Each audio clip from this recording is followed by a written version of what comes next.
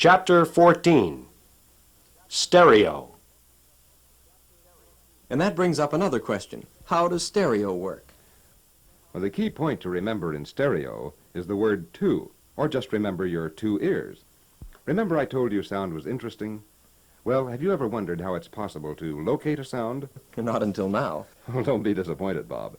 It's just something that we accept without ever thinking about it, but it is interesting. You know, we can locate a source of sound, for instance, a plane flying up overhead, because of the fact that sound waves reach our ears at different split-second times. Think of it. My voice is reaching one of your ears a microsecond sooner than it hits the other one. Your brain interprets this difference, and you actually turn your head until the sound is equal in both ears. And when you've done this, you're looking directly toward the sound source, in this case, the airplane. Stereo tapes are recorded with a basically simple technique that does exactly the same thing. Recording engineers use two microphones, one for each of your ears. Of course, the mics are placed far enough apart to get the best stereo effect for sound separation. Now then, the recordings from these two separate tracks are on the tape. Listen to the difference between these two stereo tracks. Note on this first track that some of the instruments are a lot more prominent and the others seem to be in the background.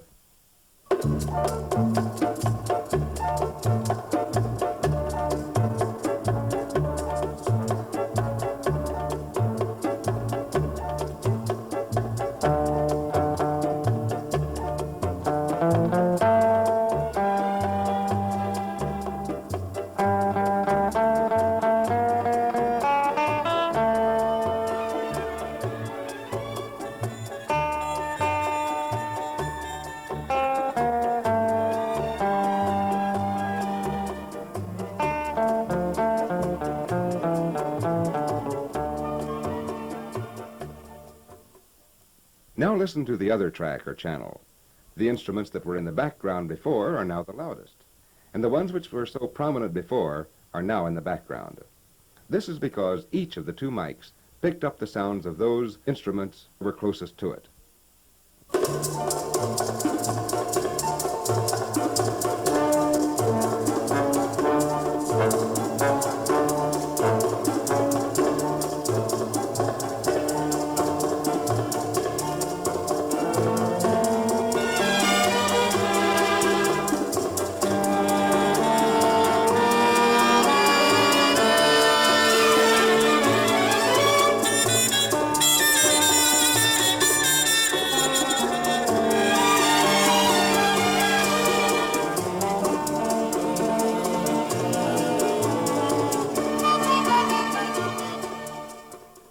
Now, let's play both channels or tracks together and listen to stereo sound.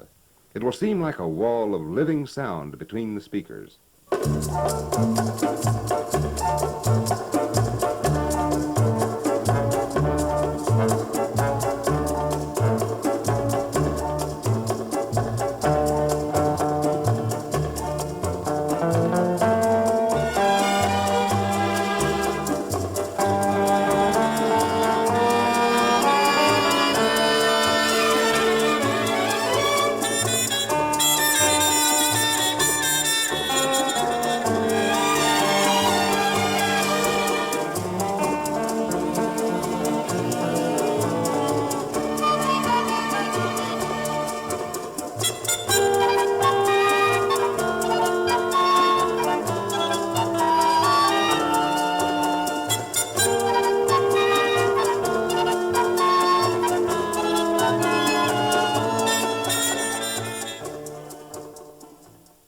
Here's another selection. See if you can locate the position of the various instruments.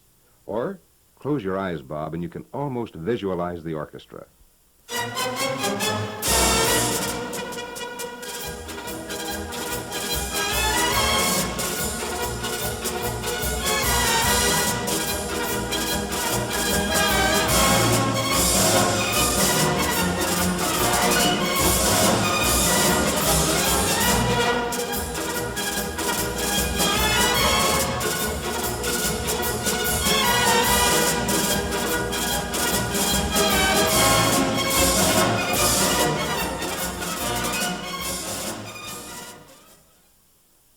that's so real it's almost unbelievable. I imagine the way you have your two speaker systems arranged helps too. Yes, it does. For best listening results, your recorder and your amplifier speaker should be placed about 6 or 8 feet apart. Or, say you already have a couple of amplifier speakers and play your recorder through those. Set the recorder in a convenient spot, place your two amplifier speakers about 6 to 8 feet apart, and connect one from the stereo output jack in the recorder well, and the other from the external speaker jack on the left of the recorder. Same results.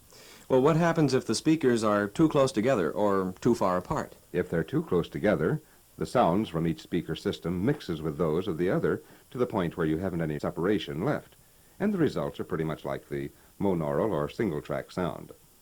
On the other hand, if you move the speaker systems too far apart, you develop a hole in the middle effect, and this doesn't make for good stereo listening either. I'm surprised at that, Frank. I was about to suggest that moving them farther apart would give you a better stereo effect because you'd have better separation of the two tracks. Well, it doesn't quite work that way, Bob. If you develop the hole in the middle effect, then each soundtrack is literally fighting for the attention of your ears. Subconsciously, you're switching back and forth, and instead of just plain enjoyable listening, you're fighting a battle of concentration. Ever think of what it would be like if you were sitting in the middle of a room where one half of the orchestra was playing on one side and the other half on the other side? Which half are you going to listen to? Oh, that makes sense. But what about acoustics? Good point. Room acoustics have the same effect on playback as they do in recording.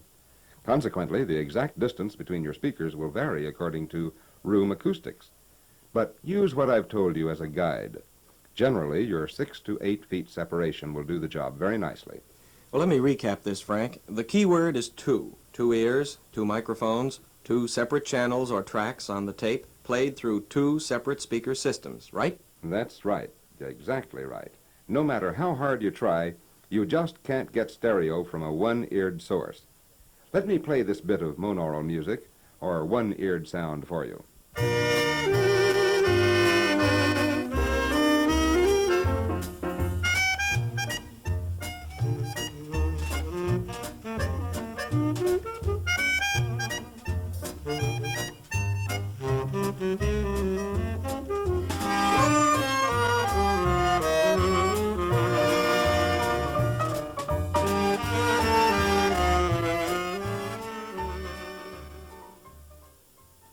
Listen to the same thing in stereo.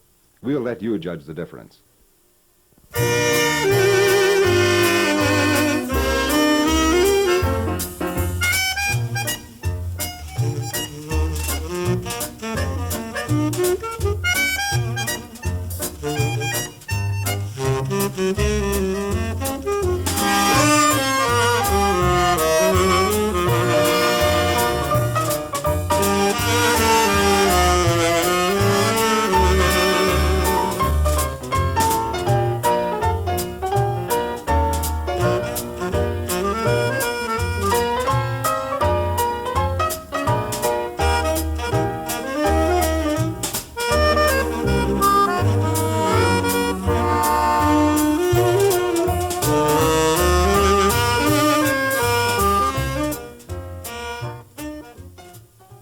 There's not only a difference, but it's a magnificent difference.